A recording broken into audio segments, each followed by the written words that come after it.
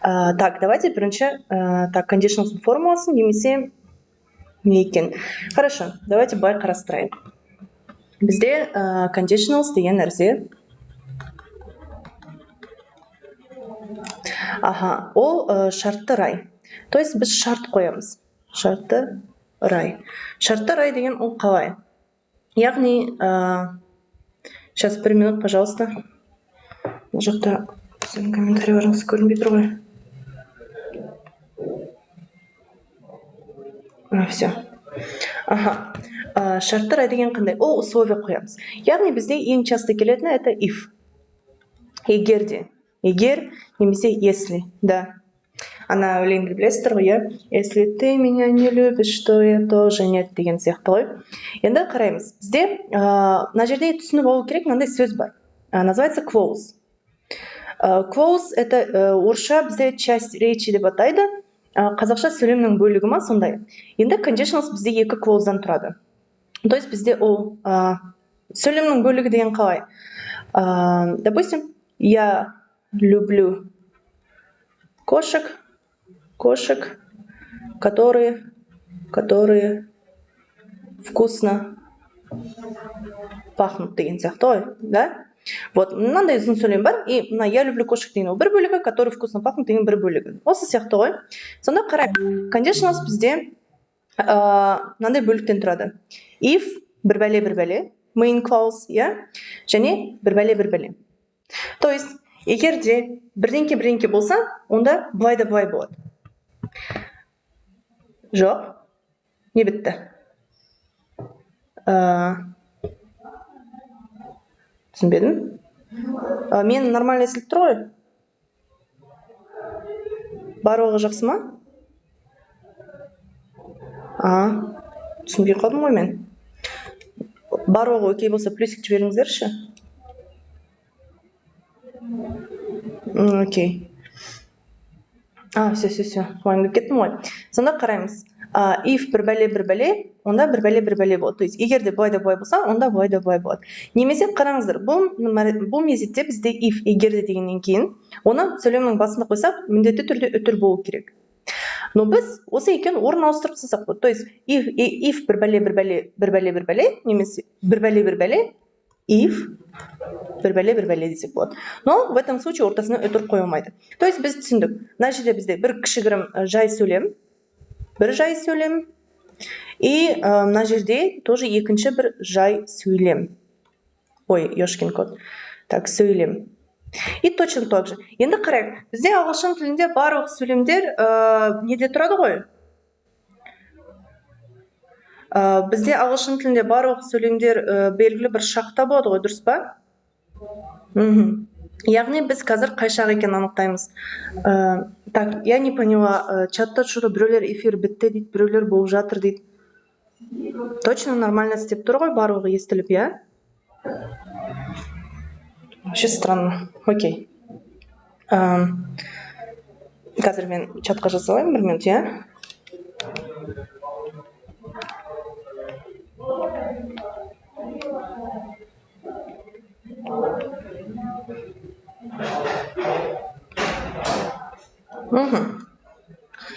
Сомен кет, хорошо.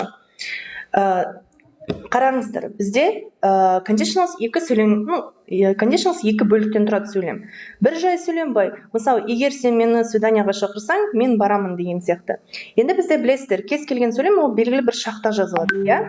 Белгілі бір шақта жазылса, значит, біз қазір соларды қарастыратын боламыз. Енді қараңыздар, conditionalстың бізде 4 түрі бар. Біз оларды цифралармен атаймыз. Бірақ 1, 2, 3, 4 емес. Zero conditional, first conditional, second conditional и third conditional. Окей? Енді қараймыз. Zero conditional деген не? Zero conditional, во-первых, біз негізімен түсіндіруді енді бастап жатырмыз, просто мына жерде бір introduction болды. Қараймыз. Шартты рай, яғни белгілі шарт қоямыз. Егер де былай да былай болса, онда былай да былай болады деген сияқты. Бізде сөйлемде if деген нәрсе болады. То есть қараңыздар, ол бізде екі жай сөйлемнен құралады ғой. Сонда біз егер ifті сөйлемнің басына қойсақ, екі жай сөйлемнің ортасына үтір қоямыз. Екеуінің орнын ауыстырсақ болады, мынаны алдына, мынаны артына. Но мына нәрсе ifпен бірге всегда жүреді. Енді қазір біз қараймыз. Вот енді түсіндіруге келіп жатырмын мен. Zero conditional деген, ол бізде 100% факт. Яғни бұл нәрсе болатыны 100% болады. Бұның формуласы қандай? Бізде, смотрите, басында if болады, және present simple болады сөйлем. Present simple'да.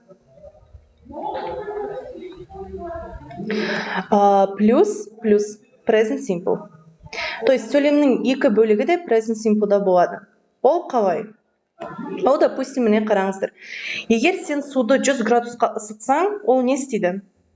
Егер сен 100 градусқа суды ысытсаң, ол қайнайды. То есть ол бізде 100% факт болып тұр, я? Сонда қараймыз.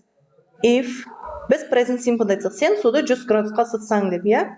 If you heat water to 100 degrees. Қараңыздар. You heat. Present simple келіп тұр ғой, я? Помните, subject, verb, я? If you heat water to 100 degrees, ол қайнайды. Ол қайнайды деген тоже present simple да. It boils. Вот. Subject, verb. Келіп тұр ғой. Тағы да бір мысал келтіріп көрейік. Егер сен гүлге су құймасаң, ол не істейді? Ол саған рахмет, мен осыны күтіп отырдым демейді ғой. If you don't water. Water это су құю, то есть, етістік болып тұр, хорошо? Plants. Бұйрық ретінде ол қалай? Мысал келтіріп көріңізші, мен сізді түсінамай тұрмын. If you don't water plants, they die. То есть олар такой, білмеймін, бүгін өлем бе, өлмеймін бе, что-то менің настроение болмай тұр, көреміз деп отқан жоқ қой, я? Сен оған су құймасаң, ол білейін дейді, өліп қалады, солып қалады. То есть ол по-любому 100% болатын нәрсе. И қарасаңыздар, міне, сөйлемнің бір бөлігі present simple болып тұр, екінші бөлігі тоже present simple болып тұр. И тура сол сияқты, мына жерде бізде present simple, мына жерде present simple. И біз тура осыны өзгертіп қойсақ та болады, жаңа мен көрсеткендей. Plants die if you don't water them. То есть растение умирает, если ты их не поливаешь. Яғни сен су құймасаң, өледі. Видите, ifті ортасына қойдық, ортасына үтір жоқ. Но орындарымен ауыстыра берсек болады. Хорошо? Енді бізде first conditionalға келдік. First conditional, қараңыздар, zero conditional егер бізде 100% болатын болса, first conditional қанша процентті ойлайсыздар? Өздеріңіздің нелеріңізді жазыңыздаршы, предположенияларыңызды. First conditional бізде 50% болады. Я, 50%. Ол қалай 50% деген? Яғни бізде мына жерде сөйлемнің екі бөлігі бар ғой, if бір бәле. Вот мына екінші сөйлем бөлігі мынаған байланысты, мынадан зависит етеді, тәуелді. Яғни мына нәрсенің болмауы мынаған байланысты. Давайте біз бірінші формула жазайық. Бізде if-тің жанында, қараңыздар, мен if пен present simple-ның ортасына плюс қойып жатқан жоқпын, потому что олар всегда бірге жүреді. If present simple плюс future simple. Future simple. Бұларды болымсыз түрде қалай жасаймыз. Қазір көрсетемін. Енді қарайық. Мына жерде көбісі жіберетін мынандай қате бар.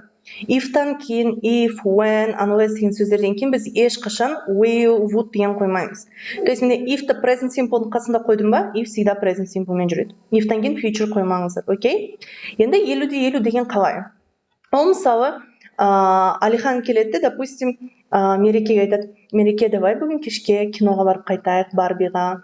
Жоқ, айтады, Мереке, сен бүгін кешке боссың ба, Барбиға барасың ба, дейді. Мереке, білмеймін, егер сен шақырсаң барамын, шақырмасаң бармаймын деп сызылып тұр, я?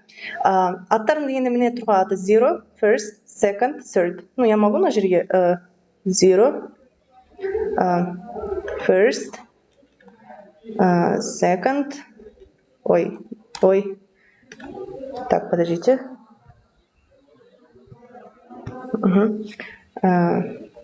Так, second и third. И такая Мереке, ну сен шақырсаң барам, сен шақырмасаң бармаймын деп сызылып тұрып алады. И сол кезде қараңыздар, мына жерде Мерекенің бару бармауы напрямую Алиханның оны шақыру шақырмауына байланысты. Окей? Сонда біз айтамыз. Егер Алихан Мерекені свиданияға шақырса, Мереке барады. If Алихан KFC-ға шақырады. Invite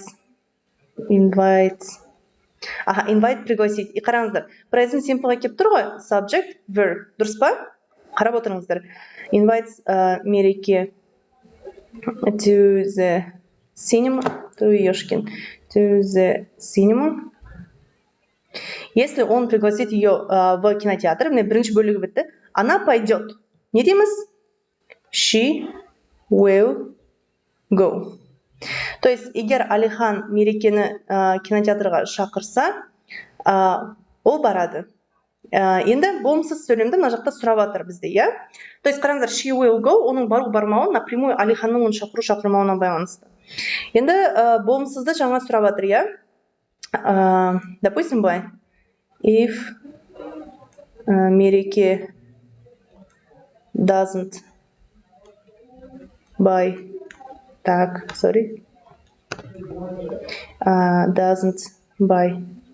KFC, Алихан will be disappointed. Егер Мереке KFC сатып алмаса, Алихан будет разочарован.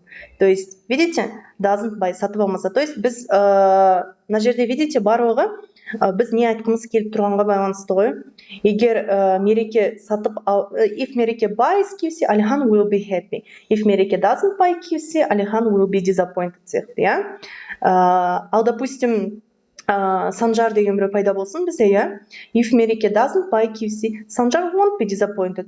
Егер Мереке KFC сатып алмаса, Санжар разочарован болмайды. Себебі Санжарға пофиг, Санжар бізде KFC-ді ұнатпайды, Санжар бізде Бургер Кингті ұнатады деген сияқты. Яғни бұл жерде біз мына бөлігінде біз разница біз негативқа қоя береміз, главное не айтқымыз келіп тұр. Кейін на практике жаттығу жасап үйренесіздер. То есть қараңыздар. Міне, Алиханның бізде разочарован болуы немесе болмауы напрямую не нәрсеге байланысты? Мерекенің KFC сатып алу сатып алмауына. Окей? 0 мен 1 сіздерге түсінікті болды ма? Present simple, future simple. Түсінікті болса плюс қойыңыздар, егер тағы да бір мысал келтіру немесе тағы да түсіндіріп жіберу керек болса жазыңыздар. Себебі қазір 2 мен 3 кішкене қиындау болады.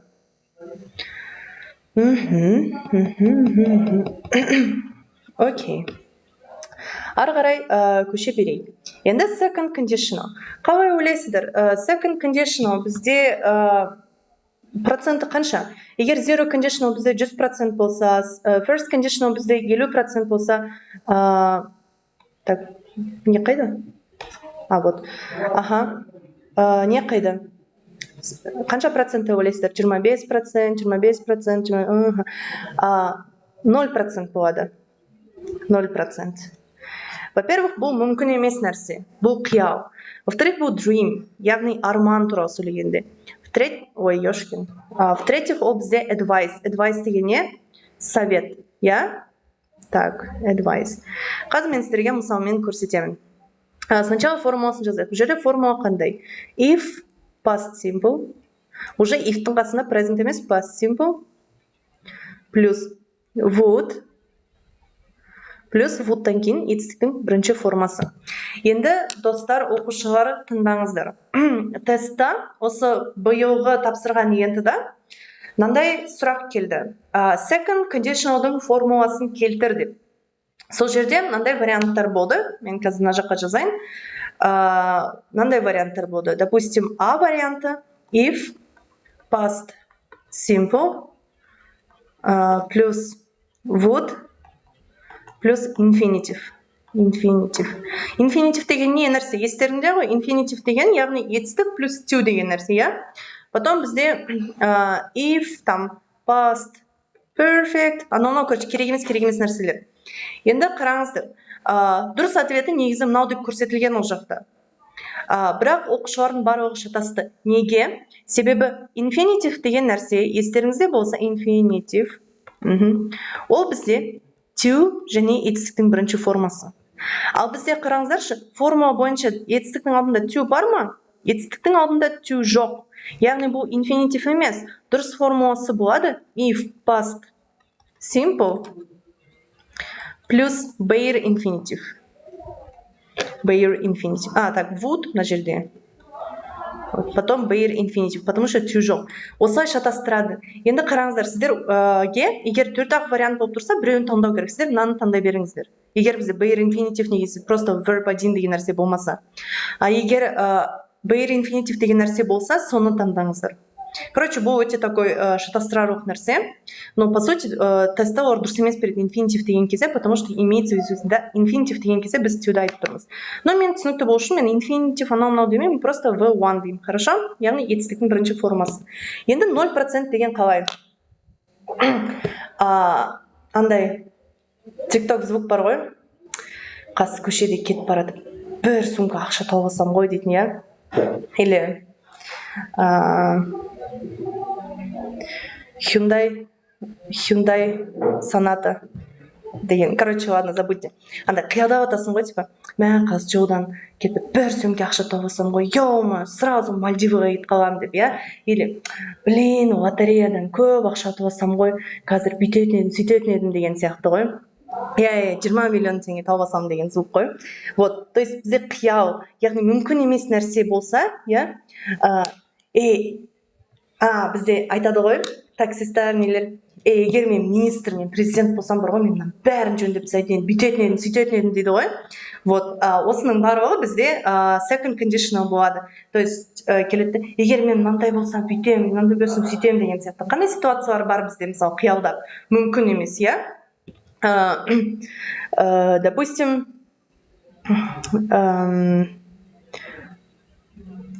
былай айтады, егер де мен президент болсам, мен коррупцияны құртатын едім дейді, я?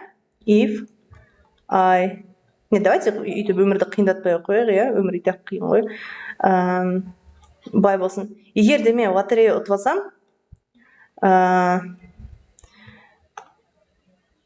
мен BTS-тің концертіне билет сатып алатын едім, я? If I... Лотерея ұтып алсам, past simple-да жазамыз, я? If I won lottery. Ой, Яшкин. Так, минуточку. Басынан. Сейчас. Опа. If I won a lottery. Қараймыз. I won. Past simple-да келіп тұр ғой, я? I would қойылды, я? Buy, етістіктің бірінші формасы купить, я? A ticket to the BTS concert. То есть, мен қазір ұтып алып отқан жоқпын. Мен вряд ли ұтып аламын лотереяны. Но егер де мен ұтып алған кезде, мен BTS-дің концертіне билет сатып алатын едім. То есть, қиялдап тұрмыз. Енді бұл dream болсын, арман, я? 0% мүмкін емес деген нәрсе, екеуі ұқсайды ғой. Енді advice деген қалай? Advice деген, допустим, қолыңа жаңа iPhone сатып аласың да, сен мектепке келесің, сен, вау, iPhone ба? Я, iPhone 14 Pro Max 512 гигабайт. Қанша алдың дейді, 800 мың алдың дейсің. Сен ұлдар айтады ғой, көбінесе ұлдар айтады сондай мен.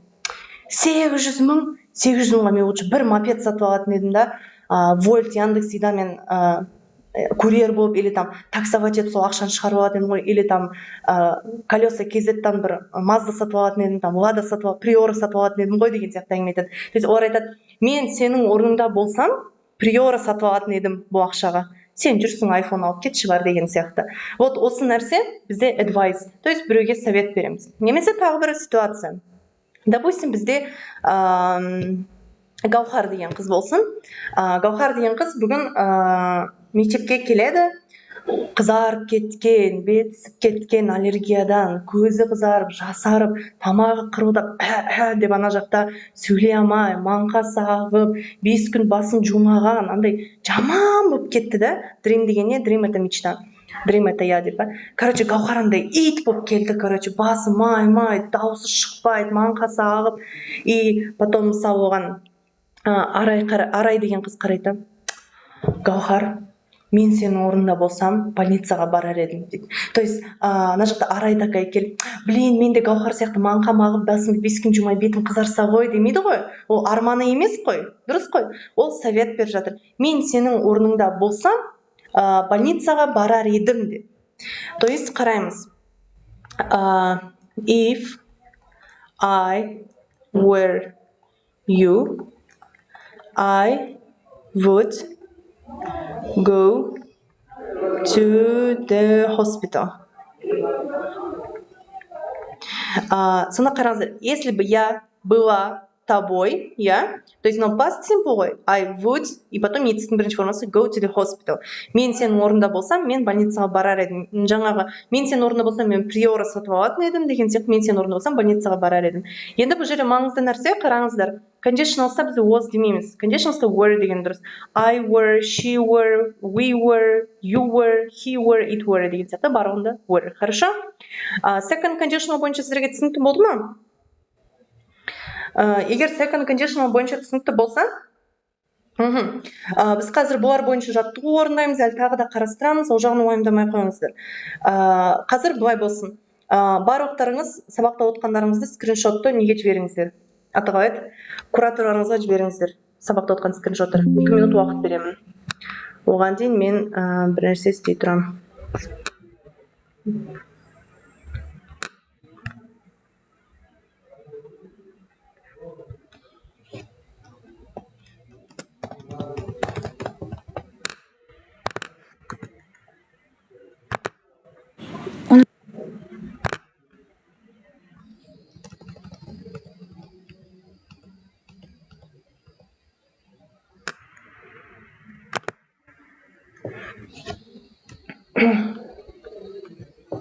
Так.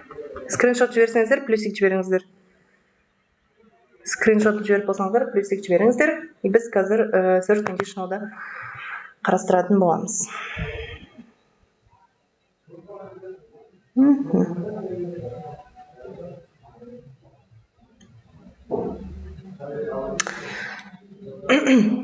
Хорошо. Жалғастыра берейік онда, я. Давайте мен сіздерге бірінші third conditional формуласын келтірейін. Ол жерде бізде, смотрите, if past perfect, if past perfect, плюс would, плюс have, плюс етістіктің үшінші формасы немесе ed. Наны кейбір адамдар present perfect дейді. Present perfect деген дұрыс емес, потому что present perfect бізде have, has-ға ауысуы мүмкін, ал бұл жерде have болып қала береді. Кейде verb 3 ed дегеннің орнына past participle деп келуі мүмкін. Себебі бізде естеріңізде ғой, participle 2, past participle деген етістіктің үшінші формасы ed. Вот, то есть қараңыздар, бізде башағы past perfect, потом would-ты қоямыз, have-ты қоямыз, етістікті үшінші формада қоямыз. Мен 11-ші класс оқығанда маған third conditionalды түсіну өте қиын болатын. И мен тупо бүйтетінмін, тестті қараймын, қай жерде have, would, should деген сияқты нәрселер көп болады. Кстати, would-тың орнына should пен could-ты қолдансақ болады. Соны таңдай беретінмін. Но по сути былай оңай екен. Past perfect, would, have етістің үшінші формасы. Но бізде оқушылар тоже 0%. Бірақ бұның айырмашылығы second conditional қандай? Бұл біз regret дейміз. Regret деген не? Өкініш, сожаление. Сожаление деген қалай? То есть, в отличие от second conditional ешқашан болмаған нәрсе. И вряд ли болады. Скорее всего, болмайтын қияли нәрсе болса, third conditional ол біздің өмірімізде бұрын болып кеткен нәрсе. И біз сол туралы өкінеміз. Немесе сол нәрсенің басқаша болғанын қалаймыз. То есть, ол біздің опытта болып кеткен. Оған самый жизненный ситуация ол қандай? Түнде төсегіңде ұйықтайын деп жатасың ғой. Жатасың да. Ұйықтай алмайсың, короче, былай жатасың. Түсінген. Блин, өткенде ана автобус маршруткадағы ана апашкаға өзім чортсың деп айта салу керек еді деп, я? мә өзі үндемей қалғаным қате болды, сол кезде сөйтіп айта салу керек еді деген. Вот осындай ситуацияда бізде third conditionalды қолданамыз. Немесе өткенде ана баланы бір құлату керек еді деген сияқты. Осындай ситуацияда біз third conditionalды қолданамыз. Енді давайте біз более обширный бір мысал келтірейік. Бізде Амина деген қыз бар, мысық жейтін, иә? Амина деген қыз бар, но бізде Амина. Вот. Амина бүгін решила кешке сабақ біткеннен кейін өзінің әдемі көйлегін киіп, боянып, шашын бұйралап, Арбатқа шығайын деп жатыр. Амина сөйтіп Арбатқа шығайын деді, қолына кітаптар ұстап алған. Қандай кітаптар ұстап алғандай? Типа умная болып көріну үшін андай 500 рецептов курицы, как починить машину 2 руками деген сияқты сондай нелер сатып алған.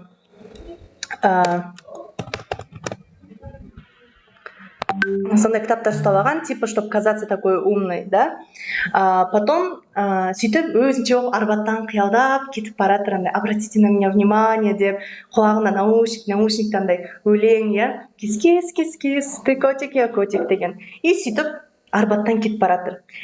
И бір моментте Аминаның алдынан Димаш Адлет шығады. Димаш Адлеттің кім екенін білмесең, Димаш Адлет деген красавчик, өте бай, күшті, короче, Швейцарияда тұрады.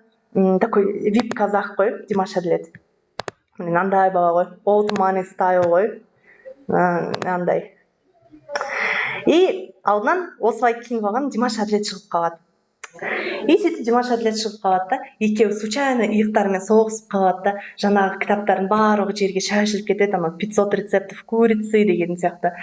И екеуі отыра қалады, жаңағы кітаптарды жинай бастайды, саусақтары бір-біріне тиіп қалады, екеуі бір-біріне қарайды. Искра, буря, романтика, короче. И Димаш айтады, а как тебя зовут, дейді, короче, саған такая, Амина, дейді, түсінген.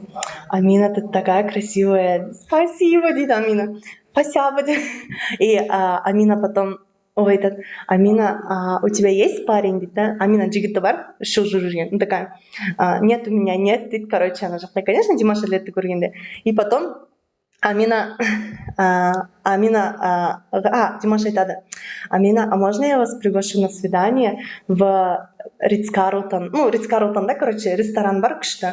В этот ресторан, дейді, да. Амина такая, да хорошо, дейді, короче, сіңген айтады, напишите мне свой адрес, я заеду к вам в 7 вечера, дейді. Сіңген Амина такая, жазады ана жақта.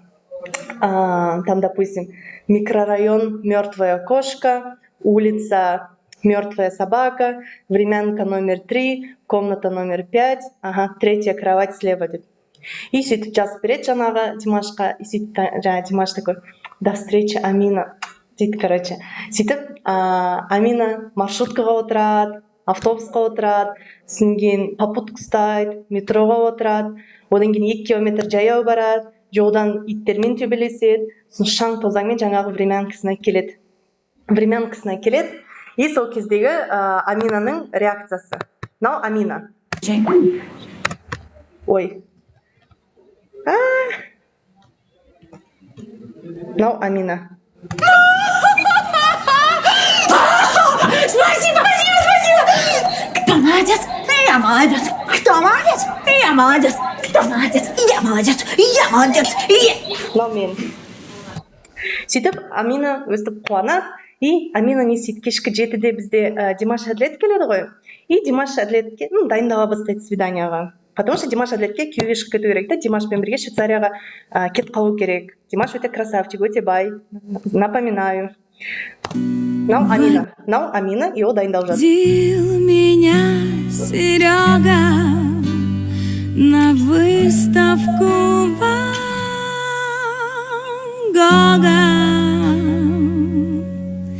Там было телок много и нервы как канат, но я не недотрога дала понять с порога. На выставке Ван Гога я главный экспонат.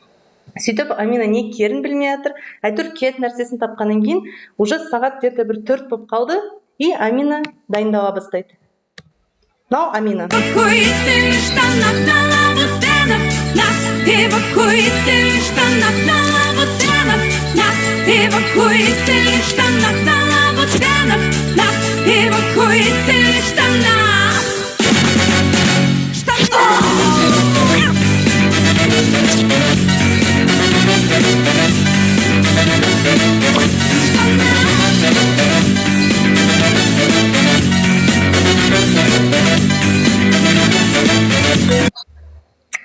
Сөйтіп Амина дайындалып жатыр, барлығы күшті. Амина уже бізде, так, мынау Амина әлі дайындалып жатыр. Амина бізде дайын.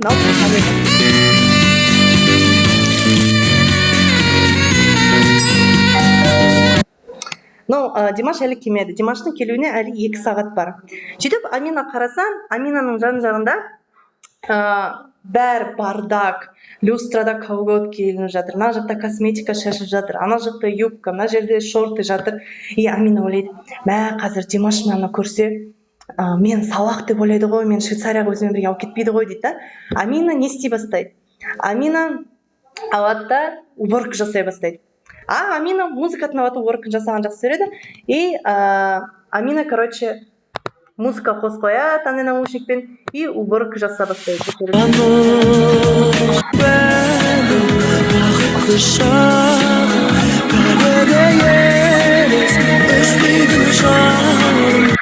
Өстіп Амина осы өлеңге, еще мына өлеңге уборка бастайды, уборка жасай бастайды.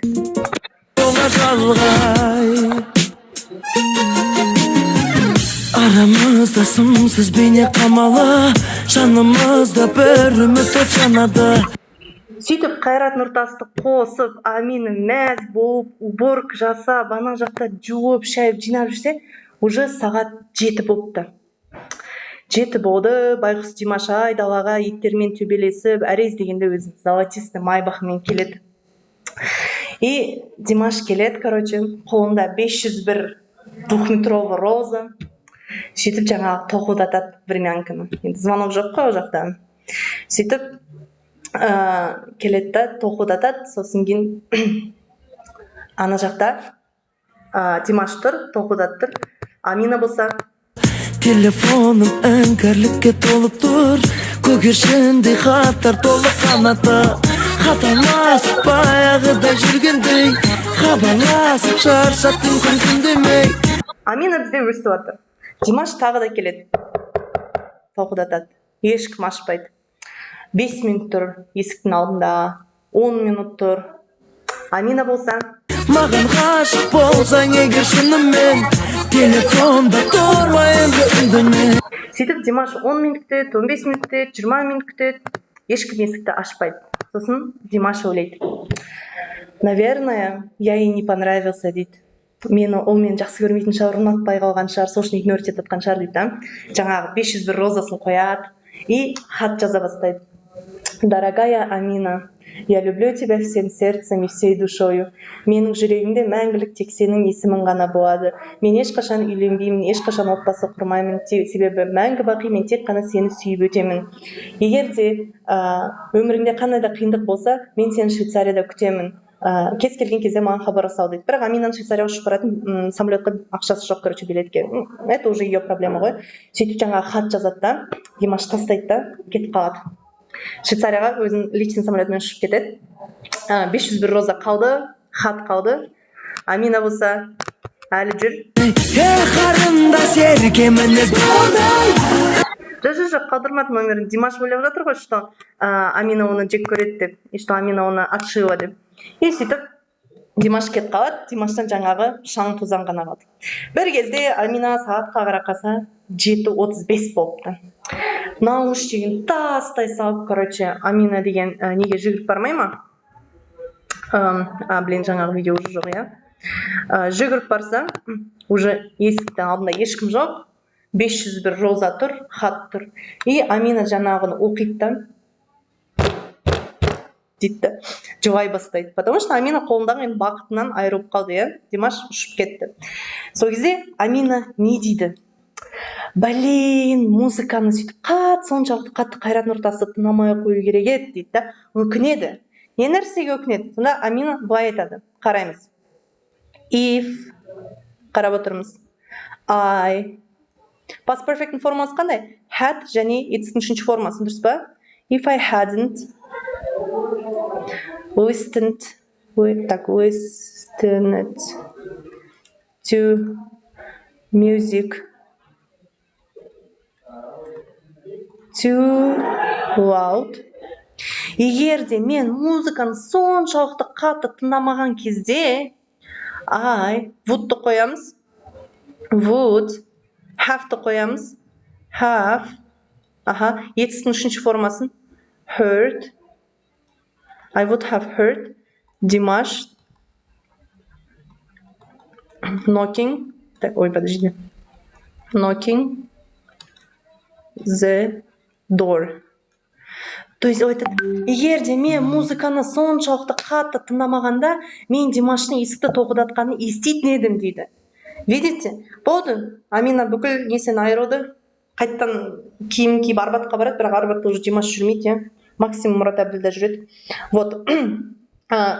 Өте өмірге қажетті мысал екен, өте керек формула екен, иә. Сонда қараймыз. Бізде, так, на жерде цвет поменяем, фиолетовыйға, иә. Hadn't listened, past perfect келіп тұр, иә. Would have, и потом етістіктің үшінші формасы. Келіп тұр ғой бізде, иә. Формасы қиын, иә. Сол үшін бізге главное would have етістің үшінші формасы. Жаттап алу керек бұл жерде. Чисто что как. Давайте өте скучный пример келтірейін, иә. Бәріміз келеміз да ентадан қадалып қаламыз, Құдай сақтасын енді, иә. Сол кезде, короче, бүгін осы сабаққа қатыспаған оқушылар, ертең ентада оларға conditionalстан 10 сұрақ келеді. И олар білмей отырды, блин, не істейміз дейді да. И айтады.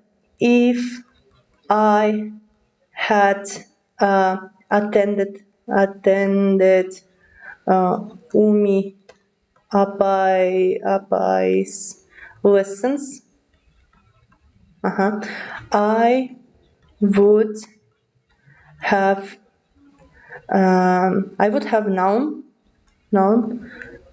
known conditionals. Егер де мен Уми апайдың conditionals. Егер мен Уми апайдың сабағына қатысқан кезде had attended present past perfect болып тұр, иә? Would have known. Мен conditionalсты білетін едім дейді. Олар мен сабағыма қатыспайын деді, короче, кетіп қалды. А потом ентада оларға conditionals келеді. Олар не Димашты білмей отыр, не анау Арман, мыналарды білмей отыр, KFC-ді білмей отыр, сөйтіп қадалып қалады. Түсінікті ғой? Формуласы түсінікті ме екен сіздерге? Оңай ма екен?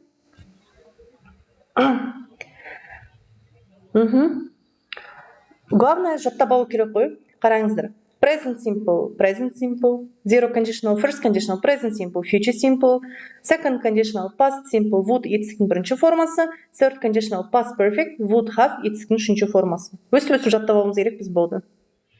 Мынаны қараңыздар, орнымен ауыстырсаңыздар да болады. Міне, бай тұр ғой, иә? И біз бай жазсақ болады. I would have known conditionals if I had attended Уми апай's lessons.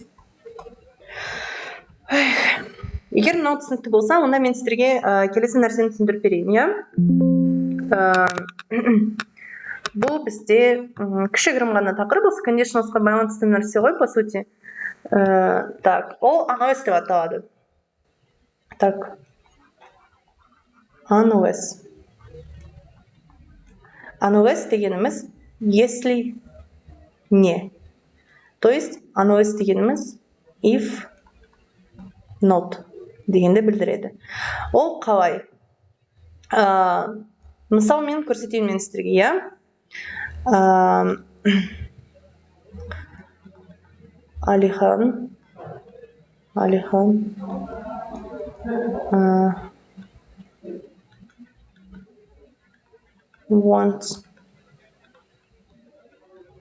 out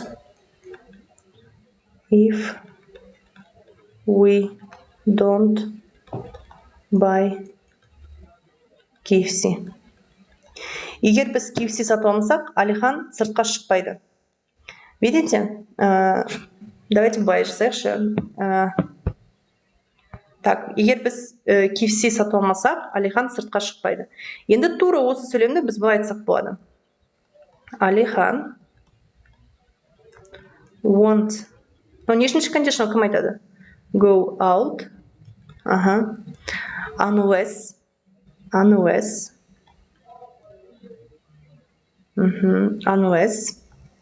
we buy KFC. То есть, видите, unless деген мына don't пен екеуі тең болып тұр ғой сондағысы. Уже unless десек сөйлемге болымсыз нәрсе қоймаймыз. Бұл first conditional. Потому что мынау future simple, мынау present simple болып тұр. Тағы да бір мысал келтірейін. If it rains, we will stay at home. Егер жаңбыр жауса, біз үйде қаламыз. Так, подождите. Нет, мынау сөйлеммен дұрыс емес келтірдім, кешірім сұраймын. Так, міне былай. If it doesn't rain, we will go swimming. Яғни, егер жаңбыр жаумаса, біз жүзуге барамыз. Хорошо? Нешінші conditional? Бірінші conditional, дұрыс па? Мынау себебі present simple болып тұр, мынау бізде future simple болып тұр. Енді тура осыны біз қалай unless-пен келтірсек болады? Қалай ойлайсыздар? Жазып көріңіздерші өздеріңіз. Егер жаңбыр жаумаса, біз Малтауға, біз жүзуге, шомылуға барамыз дейді.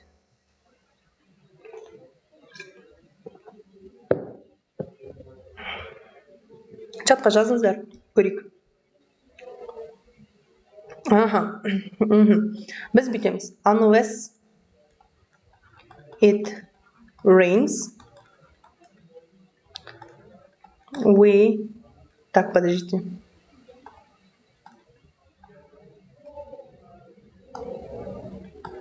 Так, we will go swimming. Түсінікті ғой? Егер жаңбыр жаумаса, біз бармаймыз деген сияқты ғой. Біз барамыз. Мынау бойынша тоже қазір біз уақытымыз бар, чуть-чуть жаттығу орындаймыз. Жаттығу орындау кезінде примерно түсініктірек болады. Хорошо? Жаттығуды қазір міне қарай. Мына жерде бізге дұрыс ответін таңдау керек. Так, минуточку.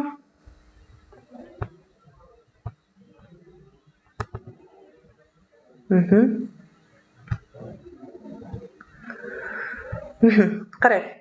Біріншісіне келтірді. If you call, немесе you will call your mother, she'll be very happy. Егер сен мамаңа звондасаң, ол өте бақытты болады. Бізде бірінші ереже қандай? If-тан кейін біз ешқашан will, would қоймаймыз. Сол үшін мына жерде қайсы дұрыс болады? If you call деген дұрыс болады. Дұрыс па? Плюс мына жерде қараңыздар, will деген future simple уже бар. Значит, бұл бізде first conditional. Екіншісі, if the mechanic fixes our car on time, we drive, немесе we will drive to Centerville. То есть механик біздің машинамызды уақытылы жөндеп тастаса, біз Centervilleға барамыз дейді. Fixes, mechanic, fixes деп тұр. Бұл бізде present simple болып тұр. Значит, екінші бөлігі we will drive. Бұл бізде тоже first conditional болып тұр. Екіншісіне қарақ, if it rains, немесе if it will rain today, we won't go to the park. Won't деген тұр. Значит, if it rains болады, алтыншы, if she isn't sick, немесе if she won't be sick, she will go to school. Will деп тұр, уже бар. If she isn't sick. Окей? Кейбіреулер мынандай нәрсе шатастыру мүмкін. Сөйлем былай келеді. If it rains, if it, допустим, rains, немесе will rain, tomorrow, We won't go дейді. Сонда оқушылар адамдар tomorrow дегенге қарайды да, мынау ертең ғой, значит мынау future simple дейді да, олар will rain'ді таңдайды. Но дұрыс емес. Бұл бізде conditionals қой. Conditionalста if'тан кейін will болмайды. Tomorrow болсын, бір айдан кейін болсын, бір жылдан кейін болсын, всегда rains болады. Окей? То есть мынандай сөздерге қарамай қойық conditionalсына. Формула бойынша бізде бірінші if'тан кейін present simple болу керек. If they are tired tomorrow, вот міне сондай сөйлем келіп тұр, иә? If-тан кейін біз will'ды қоя алмаймыз ғой. Значит, if they are tired tomorrow, they won't go to work деп тұр. If John doesn't buy a new car, he will buy a motorcycle. Кеттік биді қарайық. Биді біз уже өзіміз сөздерді қоюымыз керек біз етістіктерді. Қалай болады? If we go to London, we will visit our cousin. If they homework tonight, their teacher. Егер ол өздерінің үй жұмысын бүгін жасаса, мұғалімдер бақытты болады. И жасамаса бақытсыз болады. Қалай болады? If they do their homework, their teacher will be happy. Дұрыс па? Егер if they don't do, their teacher won't be. If the weather good, George swimming the weekend. Қалай болады? Егер погода жақсы болса, Джордж демалыстарда шомылуға барады.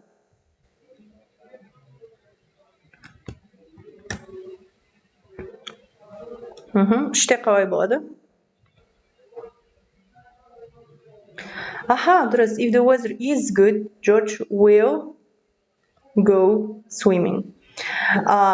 If he swimming this weekend, у него будет, если он осы демалыста шомылуға барса, ол күшті уақыт өткізеді. Мына жерде have деген етістікпен жазайықшы. Have. If he goes swimming this weekend, he will have болады. Дұрыс па? Екіншісі ше, бесінші. If you don't eat your dinner tonight, егер сен өзіңнің ужиныңды бүгін ішпесең, present simple, не болады? You will be. Will be. Хорошо, себебі hungry. Қандай сынайсың ғой, сол үшін бізге to be керек. To be. И to be это у нас will be. Хорошо? If tired, they will go to sleep early tonight. They will go деп тұр. If кто? If they are tired. Молодцы. Так, жеті. If it, she will wear her new raincoat. Егер жаңбыр жауса, if it rains. Сегізінші. If you too many cookies after dinner tonight. Егер сен слишком көп печенька жеп қойсаң, ужиннан кейін сенің асқазаның ауырады дейді. If you eat too many cookies after dinner tonight, you will get. И последний. If I drink too much coffee, I will get. Так, сиді жасамай қойық. Vocabulary өшіп керек емес. Мынау керек емес.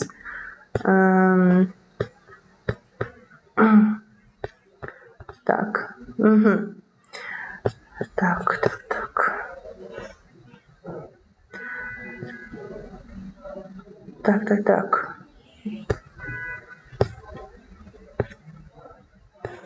Давайте мынаны жасап көрейік. Ануэспен. If you don't go to Venice, you will never ride in gondola. Gondola деген Венециядан соның қайықтар бар ғой бой. Жүзіп жүретін. Сол. То есть қараңыздар, егер сен Венецияға бармасаң, сен ешқашан гондолаға отыра алмайсың. Мен осының ішінен сіздерге жұмысымды беремін. Егер сен Венецияға бармасаң, сен ешқашан гондола айдай алмайсың. Біз не дейміз? Unless you go to Venice, you will never ride a gondola. Екінің қалай жасаймыз? Жазыңыздаршы. If it doesn't rain, we will go to the cinema. If it doesn't rain, we will go to the cinema. Егер жаңбыр жаумаса, біз кинотеатрға барамыз. Молодцы. Unless it rains. Видите, оңай екен, иә? We will go to the cinema. If you don't go to Chinese restaurant, you'll never taste the Peking duck. То есть, егер сен китайский ресторанға бармасаң, сен ешқашан пекинская утканың дәмін көрмейсің. Аха, не дейміз? Unless деген, unless, если не. Яғни сөйлем болымсыз болып тұрса, don't, doesn't, isn't, will not деген емес, просто unless қоя саламыз біз. Yeah, дұрыс, молодцы. Unless you go to Chinese restaurant. Аха. If you don't go to Bursa, you'll never climb Uludağ деген. Егер сен Бурсаға бармасаң, сен ешқашан Uludağ деген тауға шықпайсың. Unless you go тоже. Unless you. Оңай екен, иә? Енді, давайте басқа да тапсырманы орындап көрейік тағы да. Аха. Давайте мына жерде дұрыс вариантын таңдаймыз. I very unhappy if my friends didn't come to my party. If тұр бізде ортасында didn't come деп тұр. Мына қайда шақ? Мына бізде past simple. Past simple болса, бұл нешінші conditional? Past simple нешінші conditionalда бізде? Екінші conditionalда, иә? А значит, бізде if past simple болса, плюс would етістіктің бірінші формасы. Значит, дұрыс ответ қайсы мына жерде?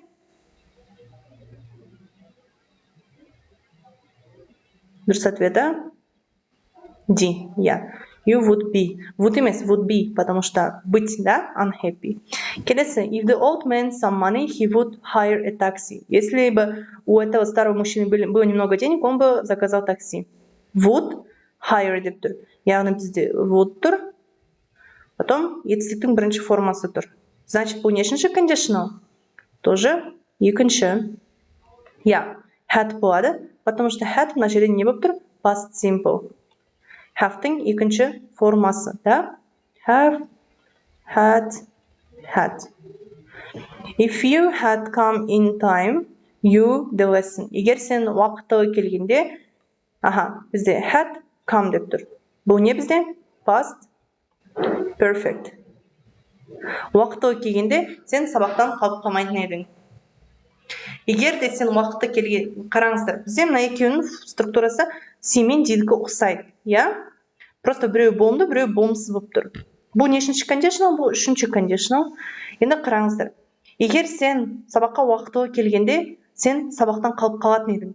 Немесе, егер сен сабаққа уақытылы келгенде, сен сабақтан қалып қалмайтын едің. Логика бойынша әрине ди кеп тұр, иә? Уақытылы келсең, сен сабақтан қалмайсың деп тұр.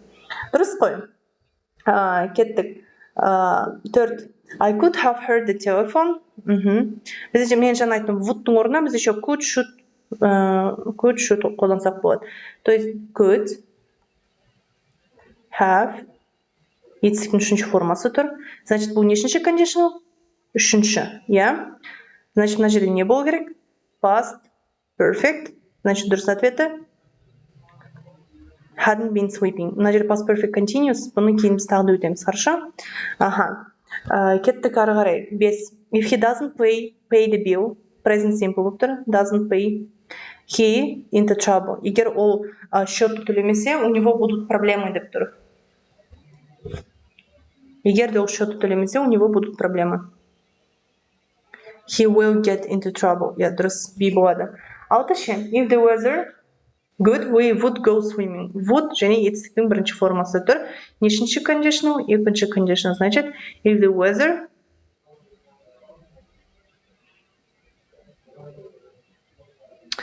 негізі was деген лучше звучит, хотя негізі were болу керек, иә? Хорошо, was болып қала берсін. И последнийдің жетімен айтса, your brother wouldn't have found such a nice job. Would have етістіктің үшінші формасы. Нешінші conditional? Үшінші conditional. If he hadn't had a university diploma. Я егер де оның университеттегі дипломы болмаса.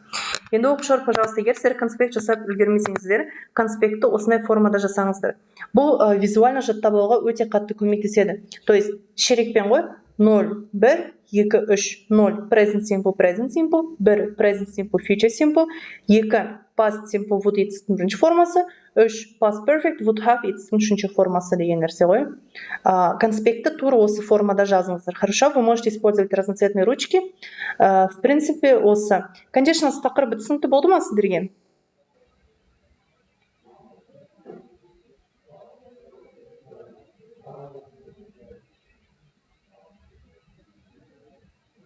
Түсінікті болса, плюсик жіберіңіздер. Хорошо. Келесі сабақта біз кішкене басқа тақырыптарға көшеміз. Conditionals бойынша мен сіздерге тапсырмалар беремін, жаттығулар. Соларды орындаймыз. Сұрақтар болса, сұраймыз. Хорошо? Окей. Рахмет. Осымен бізде сабақ аяқталды. Презентацияны мен сіздерге жіберемін.